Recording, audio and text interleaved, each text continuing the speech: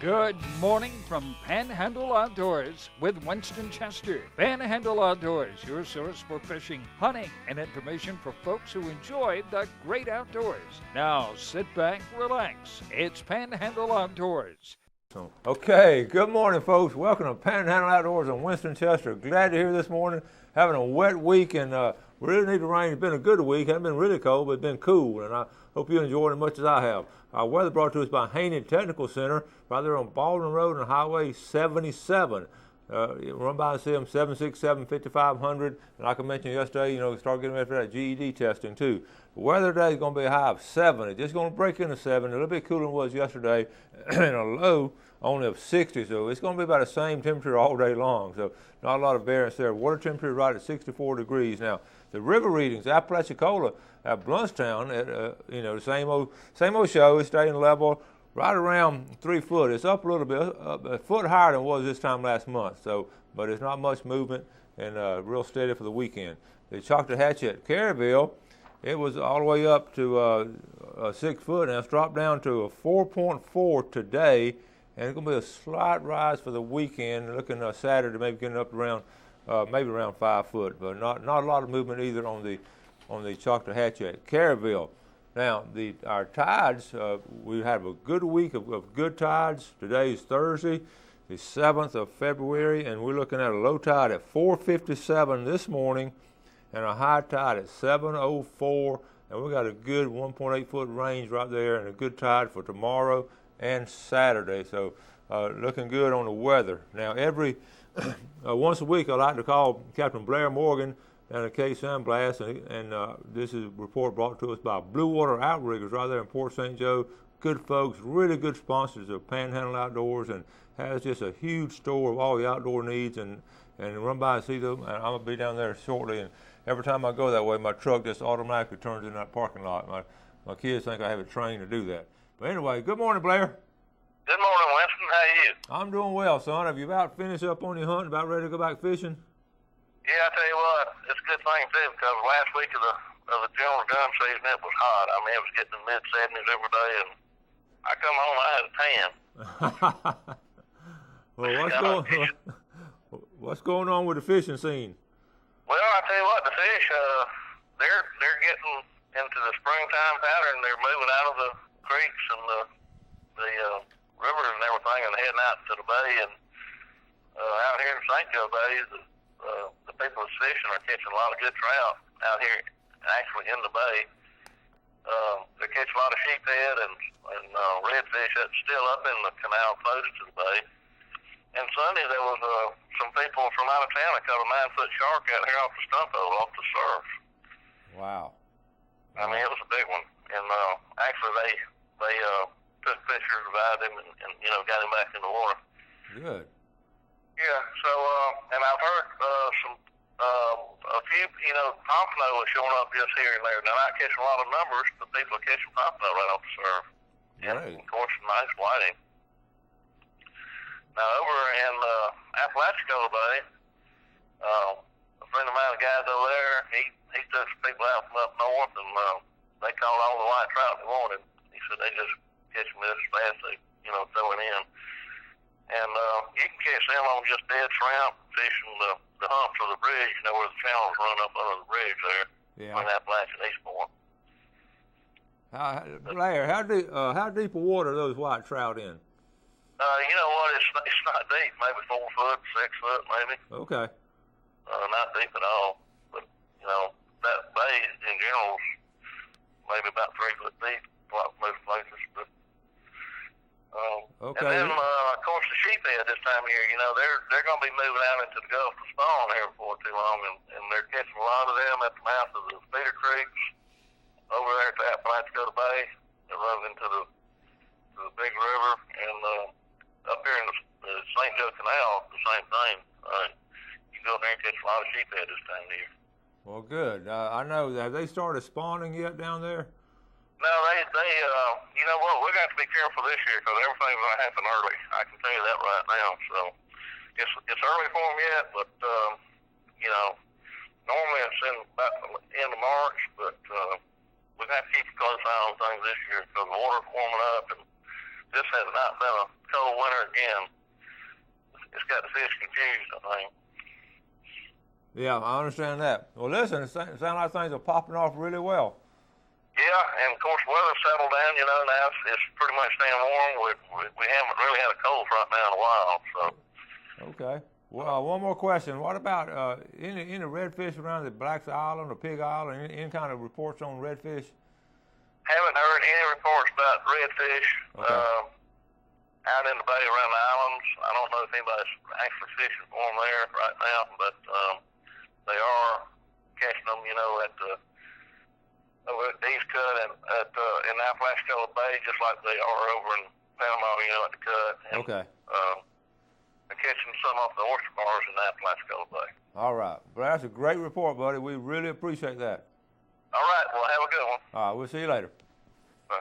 All right. That's Captain Blair Morgan. A good report from down there. Things just starting to kick off, and excellent time to go fishing down in St. Joe Bay or Apalachicola Bay and run by Blue Water Outriggers. All right. Let's take our break, and we'll be right back.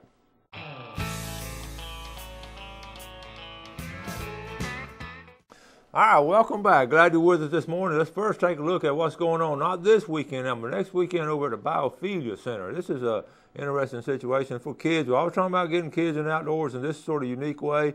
You know, do you like to dig in the dirt, find things, put together things, or learn about the past? This is archaeology now. This is really neat stuff. The kids going to actually get out there and dig stuff up. They have tools and all kind of stuff on Native American ceramics and all. And I really think this will be a great opportunity. It's going to be next Saturday. That's the 16th. But I want to tell you a week ahead of time so you can get things lined up. You want to put it on the calendar. 11 o'clock, Saturday the 16th. So also coming up soon now, you know, we've talked a lot about the wild turkey. We've got turkey season coming right around the corner. And it's been a unique story over in Holmes County. You know, back in the late 90s, they had 0 turkeys in Holmes County. They just been hunting to extinction, and they didn't have the habitat to support the population there. So they just closed out turkey season in Holmes County. And the biologists, FWC biologists went up there and studied it and all, and they started a restoration project. And it's been amazing at the success of it. They're going to have a meeting now on the 21st if you're interested. I've got a long list of things they're going to do, but the meeting will be from 6 o'clock to 8:30, and they will go on down here talking about they put out some bait stations so they can do some surveys at the bait stations, you know, with video and all, and they found a present of turkeys, and they got 28 bait stations, and all of the bait stations now have turkeys in it. You know, they've had a limited 3-day hunt over the last couple of years, and then also a limited actually, they put 121 turkeys in there in 1999, and the population it just boomed, and they continue to flourish. And what they want to do is make sure they're harvesting right. In 2007, they started allowing hunts back again, and now they have a 16-day hunt. But they're interested in attending. Try to register in advance. Get a hold of FWC. Register in advance. That's going to be February the 21st over there in Holmes County. It'll be at the Holmes County Extension Office right there. So that'll be an interesting meeting. And a great story where they actually, you know, they did some prescribed burns and got the agricultural section set up really good and support the turkeys, and those all those turkeys have flourished over there. Okay, so put that on your calendar. Now a couple of emails here said, hey, I was viewing the website for a promotion. We watch your show every morning and truly love the show. And wanted to enter your giveaway. I believe it is a giveaway on Friday morning. I'll be watching the clock. I'm watching as a clock from workday every day. Anyways, please keep up the good work and keeping us up to date on everything in outdoors. Thanks, Century Burkett, Grace Burkett, and Angie Williams. They're from Fountain. And I remember they won something last year. I remember Grace Burkett winning. All right, so we're going to enter you three in the drawings. Now, hey, Winston, I would like to have my name entered in your pickle jar drawing. Thanks so much. Love your show. You have selected a superb candidate as an intern on your show. Now, he's over here getting a big head already. We love kayaking, but we are newbies and wish to begin, and we want to begin fishing from them. And we are anxious to follow him on your show. This is Mary Lou Scott up there in Sneads, Florida. Thank you, Mary Lou, and we will certainly put you in the bucket there, and we'll tell our nice intern see if we can get some more video from kayak fishing. Okay, I want to go ahead and I also got a good report here from Mexico Beach. I got an email last night. It goes along with what Blair's saying. I'll repeat this again tomorrow, but I just want to touch base with you in case you're going fishing today. From Captain Mitch Coleman, the water temperature is 63, and the fishing down there has been really great in the canal jetties. This is Mexico Beach canal jetties. We don't talk a lot about that, but they've been catching a lot of whiting, large numbers of whiting, he said. And there's more on here, and I'll talk more about that tomorrow. But if you want to, off this afternoon or something, want to run down there and catch some whiting, it's a good time to do it. And we'll get this full report on Mexico Beach tomorrow. Okay? Well, let's go ahead and let's take this break here, and we'll be right back.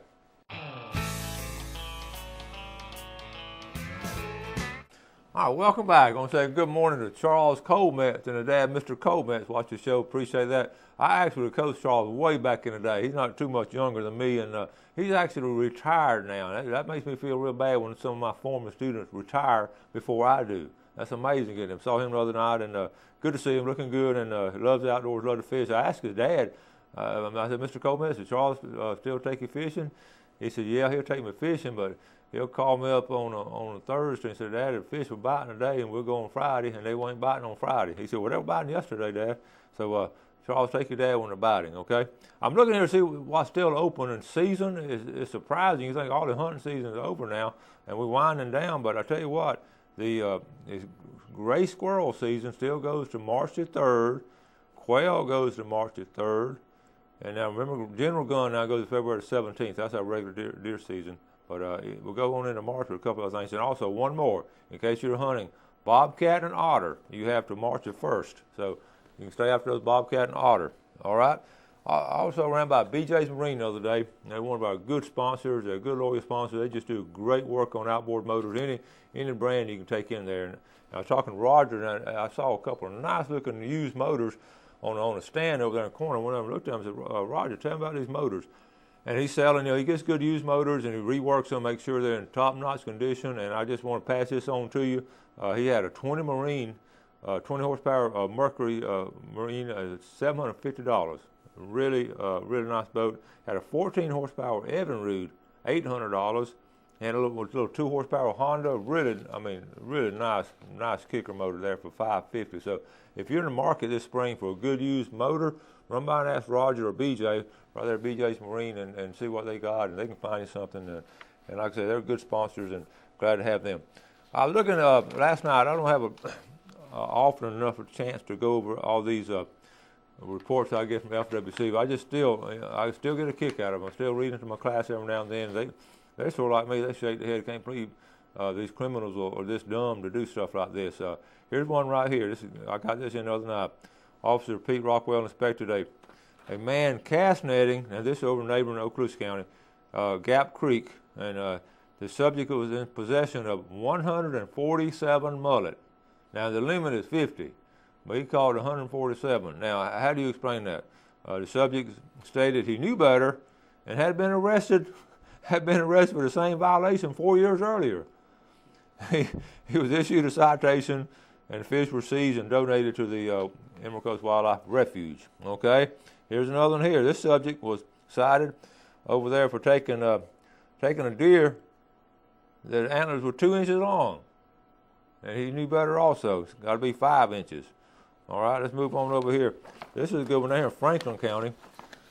Some of my buddies down in Franklin County, Captain Craig, this is pretty lengthy here. I'm not going to read the whole thing, but they're down in Tate's Hell Swamp. Officer Craig Duvall's down there, and he's actually not on duty. And he was down there hunting, and it was gotten dark. He was coming out, and you can get deep into Tate's Hell, and he was coming out, and on the way out, he heard a gunshot pretty close by. So he stopped, and he saw a subject walking out into the woods, and he parked right next to him. And the guy came back and didn't even speak to him. And Craig sort of parked behind him. So Craig called an officer on duty and said, to meet him out at where that road comes out on the highway. Meantime, another truck comes up to this guy, and both of them walk back into the woods and come out. And again, neither one of them speak to him. So he's fairly suspicious right there. They don't even acknowledge he's there. So anyway, to make a long story short, he follows them on out. They realize this is a stranger behind them, so they act like they're going to go on out. And then they turn around and come back, and then the officer comes in there, and sure enough, he had shot a doe, and it was about 20 yards off the road, and he got a citation for shooting a doe illegally right there at dark, and that was over there in Tate's Health. And several more. I won't get into all of them, but always a couple of pages worth, and always good entertaining. And like I said, I share these with my students too, and I shake my head, they shake their head too. All right. All right, let's go ahead and take our break now. We'll come back for our final segment.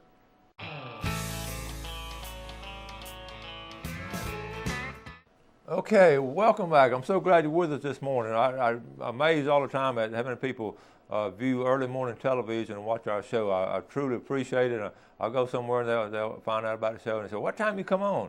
And I say 5:30, and they'll guffaw, "Oh, I don't get up that early." And I said, "Well, you're in a minority, because a lot of people do." I said, "If you really want to watch the show, you can TiVo it and watch it when you get home from work." Of course, these people weren't working. I said, or you can watch it on YouTube. If you don't want to watch the show, just say you don't want to watch the show. But most people, everybody I run into is so complimentary about the show, and we do appreciate it, and we enjoy doing it. And John's here this spring, help out. We got all kinds of good things. Jeff works hard on it, so we're glad to be here on Panhandle Outdoors. Now, let's get our fishing time for today. I don't have it on the chart. I do have it written down here. It's 9:27 this morning, 9:27 and 11:27. Excellent morning. This wet woods this week has been an excellent time to go walking in the woods, just ease around, and I think it'll be a really productive time. Or tonight from about 10 to 12. That's really just for the shark fishermen right there. But most of us are having to get up and work in the morning. So 9:27, 11:27 this morning will be excellent. Now, I'm going to do a little segment here. This is something I've been wanting to do since day one of the show, and I've done a little bit of it, especially in my first year or so doing the show. But recently, I've just been slammed with so much stuff to do in here. I've sort of got away from it, but it's been in the back of my mind, and I want to do it. I want to do it from the heart. I want to do a segment, I want to do a segment called Panhandle Heritage. I've put some stuff together. I've had some old interviews.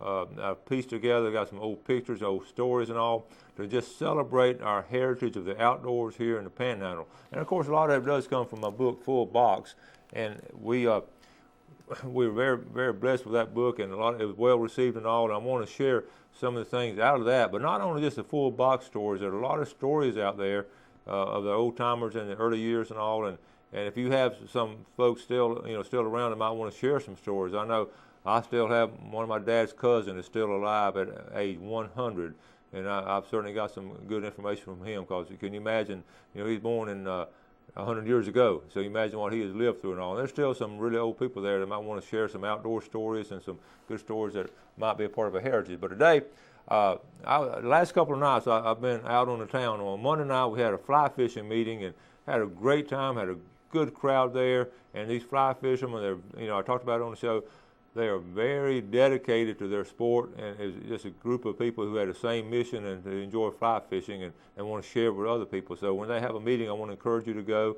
We met at Po Folks down there on 15th Street and had a great time. And John's going to do an actual interview with Barry Kent, the man that runs that, an interesting fella. And John's going to go out and visit with him, do an interview with him, and introduce you to Barry Kent. But anyway, then Tuesday night, I had coastal cruisers down at a Buccaneer Lounge and a restaurant down on Beach Drive. And these folks just love boats, and just love getting all size boats. They're little boats and big boats, but they meet on a monthly basis too. And I encourage you, if you like boats, go down and visit with them. But anyway, they asked me to be the guest speaker, and I went down there and just took some pictures out of my book. I knew they liked boats and all, so I just sort of concentrated on boats. We have such a rich heritage on boats and boat building here along the coastline. And you got to remember, when folks came here in the early days, we didn't have Highway 231 or Highway 77. We had some old Indian paths and some horse and wagon trails, but of course this is before the automobile, in the late 1800s especially.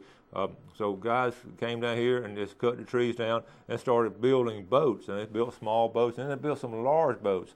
And when I was doing the book, I told you it took about 3 years of research to do the book, and it was just fascinating. But I really, I was charmed by these old boat builders and all. And I'm going to just show you a couple of them right now, but there's so many old boats in the book. This first boat right here, this is over in the Cromerton area. Now, if you're headed toward Mexico Beach from Panama City and cross the Tyndall Bridge and look over to your right, around that point over there, sort of across the water from the paper mill. This is a Princess here. This is a boat built by Robert Lee Studebaker. And he built this one under the shade trees. But look at the enormous, not only had to cut the trees for the lumber for the boat, but he also had to cut the trees for the framework to put the boat on, because he had to make a skid to skid it down to the water. Okay, and that's, you know, they didn't have any power tools, electricity and all. Let's go to the next picture here. This next picture, when it got in the water, actually this is on the maiden voyage of that boat and all. This is just a fascinating that we were able to find these old pictures and put them in the book.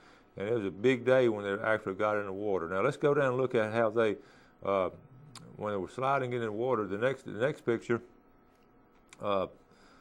All right, see, this is, look at the keel on. They're sliding in the water and had to go bow first. It wasn't like a lot of these others. They're going bow first. And this is over there, like I say, where Panhandle is now. All right, and then the next picture, this is just a page out of the book, again showing the big framework up there they had to do, and then when they brought it down, the different all the material they had. Look at the keel on that, and brought it down to the water, and they had to wait for a high tide and a really good high tide plus a full moon and the wind blowing in their direction to get it out, because you know how shallow the bay is up in that area. Okay, let's see if we got one more picture on that one. That's Captain Robert Lee Studebaker. He's the man that built the boat, and we'll stop there. We've got so many more to show you. I just want to touch base with you, and we're going to start doing a segment maybe once a month on Panhandle heritage, and I've got so many more just boats to show you. Plus I've got pictures of the old timers and the old catches, and some old hunting pictures, and we have such a rich heritage. I want you to celebrate it with us. And you know, Florida is 500 years old this year. Ponce de Leon came in 1513, and we're celebrating 500 years in Florida, and a lot of us right here in Panhandle as far as the heritage of the outdoors and all, and we're glad to bring it to you. I wanted to show you more pictures. I've just run out of time, as I always do when I start talking like this, but we want to, again, thank y'all for watching the show. Now, tomorrow we got a big show lined up. We'll do our famous Friday fishing forecast and some more really good information for you and some tips of the day for the outdoorsmen to get ready for the weekend. So go ahead and start planning the weekend, doing some outdoor stuff, okay? We're going to wrap it up. Thank y'all for watching the show. Do something good for somebody today. God bless. Thanks for joining us for Panhandle Outdoors with Winston Chester. Panhandle Outdoors features hunting, fishing, and other activities and information to help you enjoy the great outdoors. Join us next time for Panhandle Outdoors.